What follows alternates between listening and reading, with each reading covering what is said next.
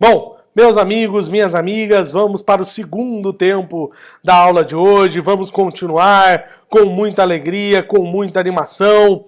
Galera, nós vimos aí as espécies de trabalhador. Por obviedade, não finalizei todas, nem seria possível. Peço para vocês, e fica como tarefa, dar uma lidinha no livro de Direito do Trabalho, seja qual for que você adquiriu, e tirar suas dúvidas comigo, tá bem? Lembrando, para quem não adquiriu o livro, que o Unisal tem uma biblioteca virtual. Você pode entrar, pode olhar os livros lá, tem ótimos livros de Direito do Trabalho, tá bem? Se vocês tiverem dúvida quando entrar na biblioteca virtual, pode me perguntar e eu faço indicações de livros de Direito do Trabalho, tá bem? Beleza? Beleza, pessoal. Então, vamos adiante? Vamos lá? Vamos lá, galera. Continuando a nossa aula de hoje, vamos dar uma olhada numa nova figura. Nós estudamos as espécies de trabalhador e de empregado. Agora, vamos estudar o empregador.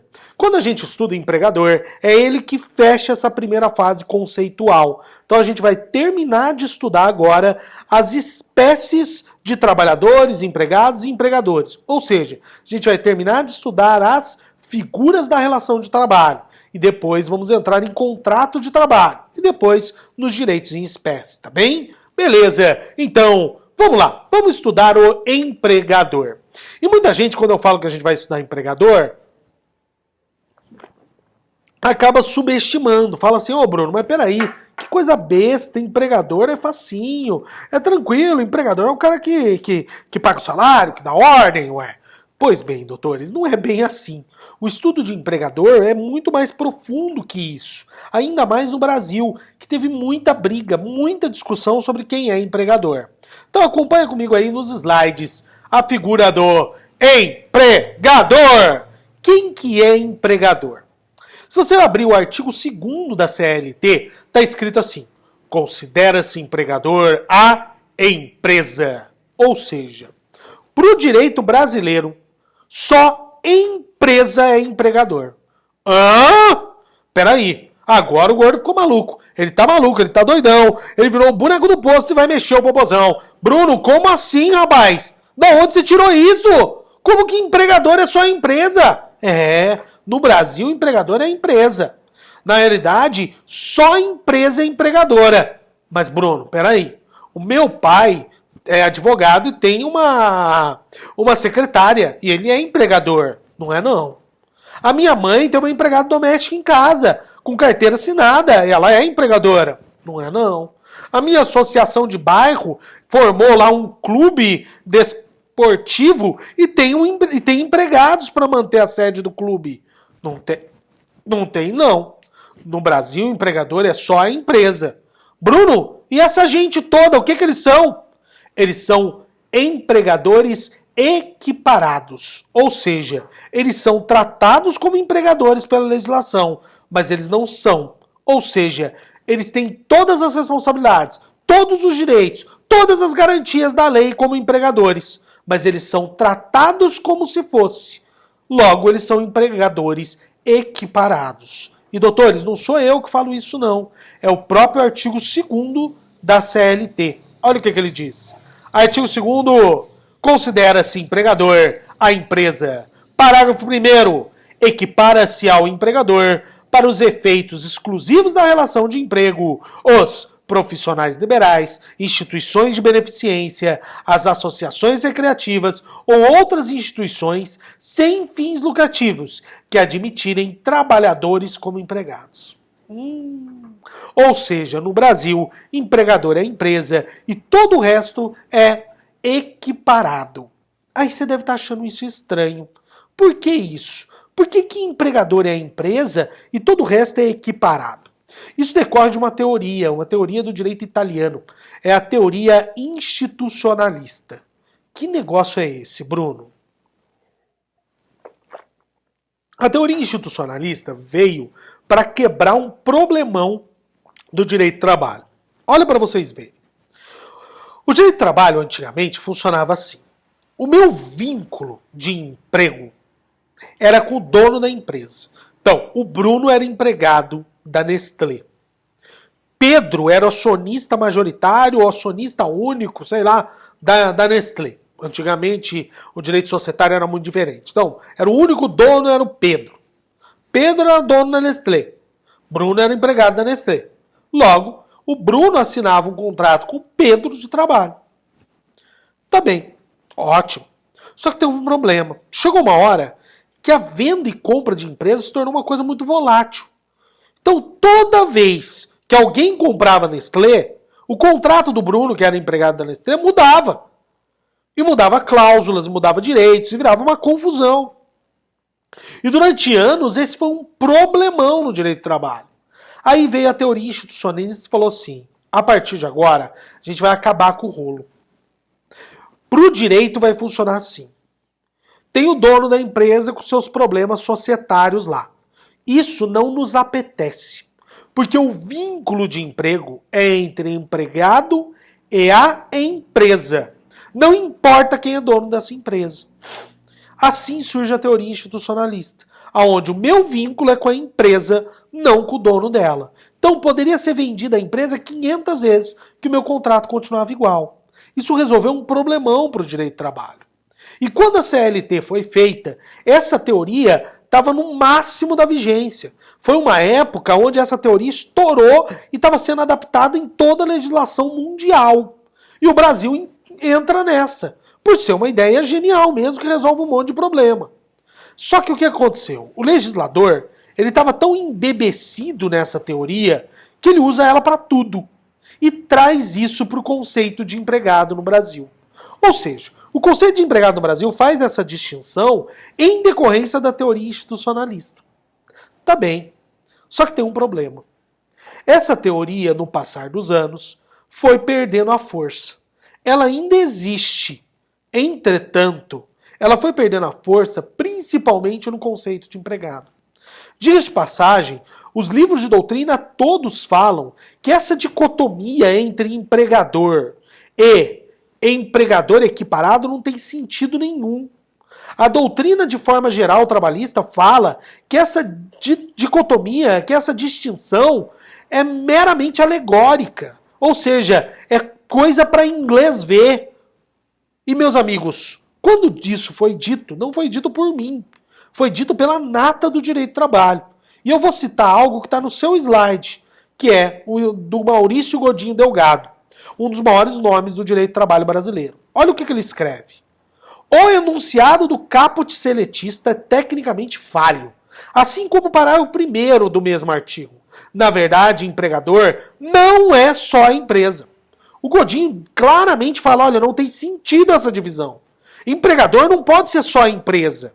Pois bem, então em cima disso a gente tem que descobrir quem que é empregador.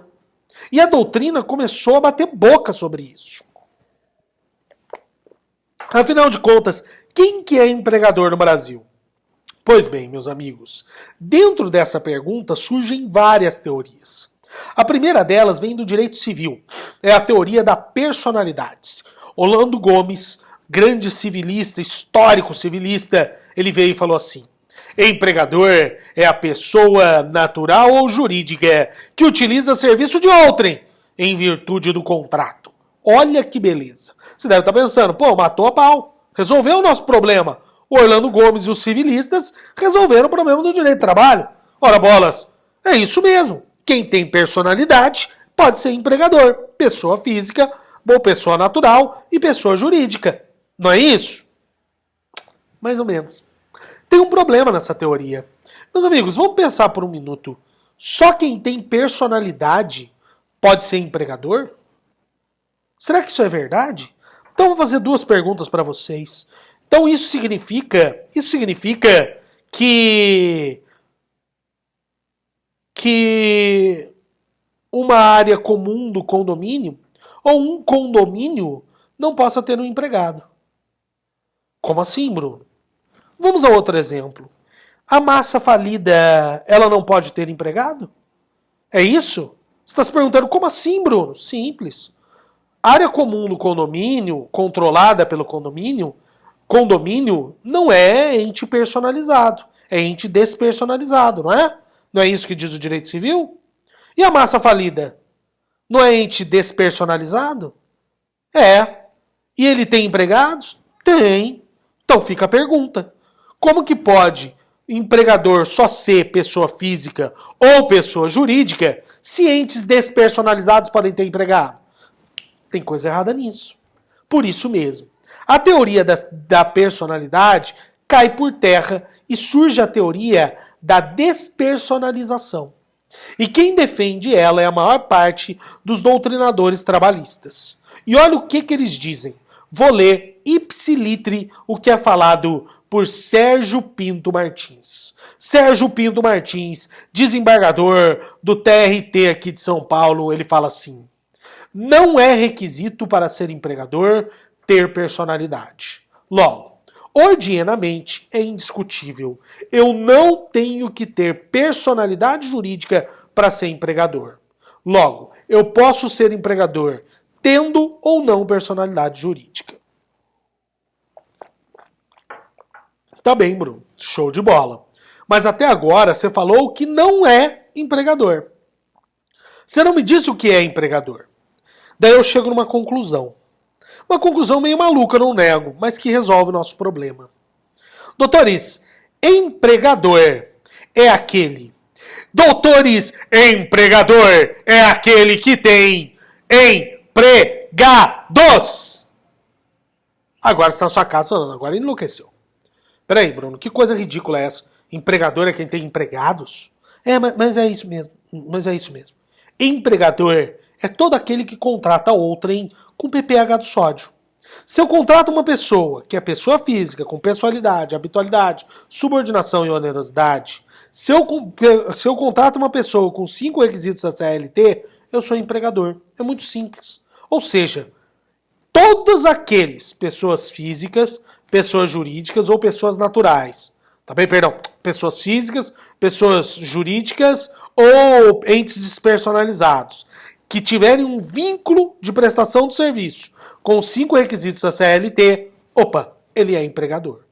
Tranquilo? Beleza? Então, todo aquele que contrata outrem com os 5 requisitos da CLT é empregador. Resolveu o nosso problema. Aí você deve estar se perguntando, tá bem, Bruno, então eu tenho um conceito da lei, empregador é a empresa, os outros são equiparados. E eu tenho o conceito doutrinário, empregador é aquele que contrata mediante 5 requisitos da CLT. Como que eu respondo nas provas? Se for uma prova discursiva, traz as duas correntes e se posicione. Se porventura for uma prova de múltipla escolha, se porventura perguntar, segundo a lei considera-se empregador, ou segundo a CLT se considera empregador, a empresa. Entretanto, se porventura perguntar, segundo a doutrina considera-se empregador, aí não. Aí você vai responder, considera-se empregador aquele que contrata mediante 5 requisitos da CLT. Tá bem? Beleza? Beleza, meus amigos. Então, vamos adiante. Tá bem, mas tem alguns elementos para ser empregador no Brasil. Os elementos são os seguintes, todos previstos no artigo 2º. São ser pessoa física, jurídica ou ente despersonalizado. Segundo, assumir o risco da atividade econômica. Lembra no conceito de empregado que eu falei sobre isso? Isso daqui é a tal da alteralidade. A alteralidade é a característica inerente ao empregador. O empregador que assume o risco da atividade. Bruno, o que significa isso? Vamos entender. Doutores, o empregador que tem a obrigação de assumir o risco da atividade. Ou seja, eu sou empregado da empresa. Teve o coronavírus que parou tudo. A empresa está parada sem gerar lucro. Meus amigos, a quem cabe pagar o salário? Ao empregador. Ou seja, ele vai ter que assumir o risco da atividade dele. A partir do momento que ele abriu a empresa, é ele que assume os lucros e é ele também que assume os prejuízos. Segundo exemplo disso. Imaginem vocês que eu sou empregado e eu cometo um erro e causo dano a terceiros. Quem que vai ter que pagar os terceiros? Opa, a empresa. Vocês estão notando? Cabe à empresa essa responsabilidade. Ou seja, quem assume o risco da atividade é a empresa. Beleza, beleza, beleza. Então funciona assim. Primeiro elemento é pessoa física, jurídica ou ente despersonalizado. Segundo elemento, que assume o risco da atividade. E terceiro elemento, que admite, assalaria e dirige prestação pessoal de serviço. Doutores, tome muito cuidado com isso. É o empregador no Brasil que tem a obrigação de contratar. É ele que decide se vai contratar ou não. Depois, é ele que dá ordens, ou seja, que usa dos poderes empregatícios para controlar, para dirigir a prestação do serviço. E por último, é ele que paga. Ou seja, ele recebe a mão de obra e é ele que paga. Logo, é outro elemento inerente do empregador admitir, dirigir e assalariar. Beleza? Então, os elementos para ser empregador no Brasil é ser pessoa física, ser pessoa jurídica ou ente despersonalizado, que assume o risco da atividade e que, em decorrência disso, admite, assalaria e dirige prestação de serviço. Beleza? Tranquilo, doutores? Belezinha. Mas aí surge uma pergunta muito safadinha, que não caiu em exame de ordem, mas já caiu em concurso público, principalmente concursos de TRT. Olha que pergunta sem vergonha. É um elemento inerente à condição de empregador a lucratividade? Doutores, vamos lá. Vamos pôr uma coisa na cabeça de todos nós. Não, não é. Lucratividade não é pré-requisito para ser empregador. Tanto é verdade que eu posso ter uma empregada doméstica que não pode ter o requisito de ter lucro, e eu sou empregador dela. Um outro exemplo típico é o sujeito que trabalha, por exemplo, por uma associação sem fins lucrativos. Meus amigos, uma fundação, uma associação sem fins lucrativos, ela não pode gerar lucro a si mesma. Ela não vai gerar lucro aos seus diretores. Ela pode até ter lucratividade para ser reinvestido nela. Mas ela pode ser empregadora? Claro que pode. Logo, não é pré-requisito inerente à condição de empregador ter lucro, tá bem? Não é um pré-requisito. Toma muito cuidado com isso. Beleza? E agora, o último tema da aula de hoje, para fechar empregador, para acabar empregador. Poder empregatício. Vamos lá. O que são poderes empregatícios? Nós vimos que na subordinação eu usei uma metodologia de ensinar, que é do Maurício Godinho Delgado, uma metáfora. Subordinação é um lado da moeda, enquanto que o outro lado é poder empregatício. Subordinação é o empregado estar sobre a égide de todos os poderes empregatícios. E poder empregatício é a capacidade do empregador de exigir a subordinação sobre o empregado. E eu falei assim a vocês, tome muito cuidado. Poder empregatício vai muito além da mera ordem direta. Na realidade, são vários poderes dados ao empregador para controlar a relação de emprego. Então hoje, nessa aula, eu vou passar pelo menos duas para vocês. E as outras duas eu deixo para a aula que vem. Vamos dar uma olhada nelas? Vamos lá? Então vamos dar uma olhada em poder empregatício. Vamos lá. O primeiro poder empregatício é o poder diretivo. Que negócio é esse de poder diretivo? Quando a gente fala de poder diretivo, é a capacidade de organizar e comandar a empresa. Essa capacidade ela vai desde ordens diretas até ordens indiretas. E além disso, doutores, esse poder diretivo também está relacionado à capacidade de organizar a empresa como um todo. Ai, Bruno, não entendi. Vamos lá. Olha uma ordem direta. João, quero que você fique no departamento X. Isso é uma ordem direta. Olha uma ordem direta. José, você vai usar a soldagem? Usa a soldagem de tipo Y. Aqui a gente não usa a soldagem tipo Z, tá bem? Então tem que usar Y, hein? E eu vou verificar. Isso é uma ordem direta, uma ordem técnica. Agora, existem outros fatores, como por exemplo, poder diretivo, a capacidade de dizer como vai se dar a atuação na empresa. Exemplo típico, tem empresas que trabalham no formato de produção puxada, outros empurrada, que muda totalmente a organização da empresa, lá do pessoal da administração de empresa. Meus amigos, quem vai decidir isso? O empregador, porque isso é poder diretivo. Vocês estão notando? Poder diretivo está nisso, nessa capacidade, tá bem? Beleza? Tranquilo. Segundo poder, poder regulamentar. O empregador tem a capacidade de criar regras, regulamentos dentro do âmbito da empresa. Exemplo típico disso é o contrato de trabalho. Eu posso pôr no contrato de trabalho determinadas normas de convivência? É claro que sim. Eu até devo. E o empregado, se ele desrespeitar, ele vai poder ser punido? Opa, vai. Tá. Mas é só no contrato? Não. Tem outros fatores que demonstram poder regulamentar, como o regulamento de empresa. Imagine vocês que no regulamento de empresa está escrito lá que todos têm que usar uniforme. Eu tenho que seguir essa regra? Tenho.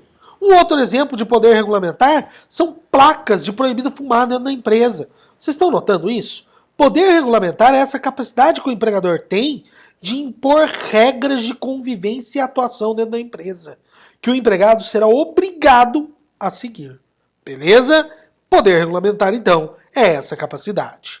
Pois bem, meus amigos, eu não vou me alongar, esses são os dois poderes que eu ia passar hoje. Queria lembrá-los que a partir de hoje a gente vai usar essa métrica e que depois daqui você tem que entrar no AVA, fazer o exercício de fixação, porque é ele que conta a presença, e depois entrar na live se você tiver alguma dúvida ou quiser discutir alguma coisa, tá bem? Beleza? Então tá, meus amigos, muito obrigado, uma boa semana. Tchau, tchau, galera!